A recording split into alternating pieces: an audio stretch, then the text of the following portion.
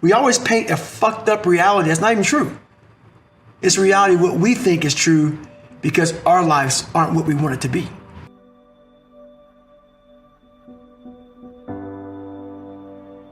I realized that God wasn't going to give me a get out of jail free card.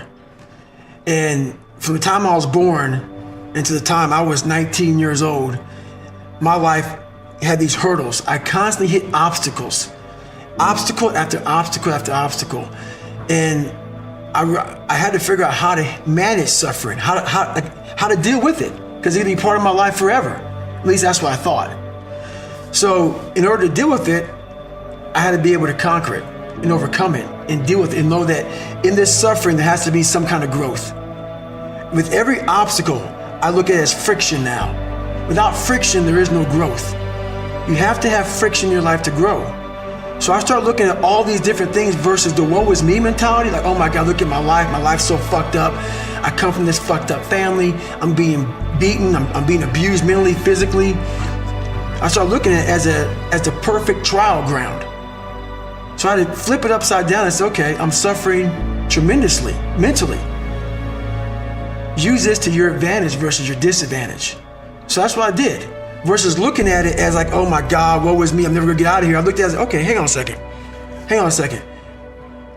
If I can overcome this, if I can find some power in this, some way to get through this, that right there will be the fuel for the rest of my life. And so I found great strength in suffering. Great strength in it because why? Through all of that, it started to callous my mind over the victim's mentality. This whole thing about suffering, yeah, it sucks. Really bad. Really, really bad. But we all live on this side of suffering. On this side, this nice box that's very comfortable, that we know when everything's gonna happen. We're in it, it's good. We know how everything's gonna turn out. It's those few people who are willing to go on this side of suffering. And once they get through that, ask him how he feels now. His mind, how far he grew.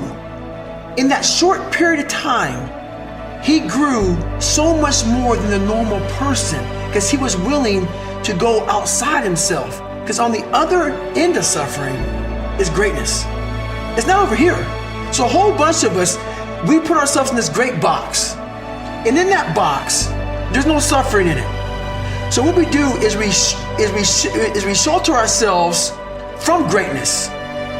So for me, for instance, I was 300 damn pounds at one time in my life. Sprayed for cockroaches, made $1,000 a month. I was living in that box. I would sometimes look over the box and I saw hell, suffering, storms, avalanches, tornadoes. I don't want to go over there, but I knew if I can get through that shit mentally, on the other side was a 185-pound person who's a Navy SEAL, went through Ranger School. Only person to do this, only person to do that, only person to do this. But that's through all of that shit.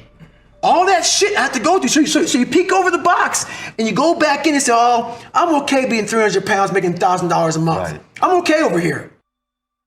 And on the other side is where you start to really start your journey.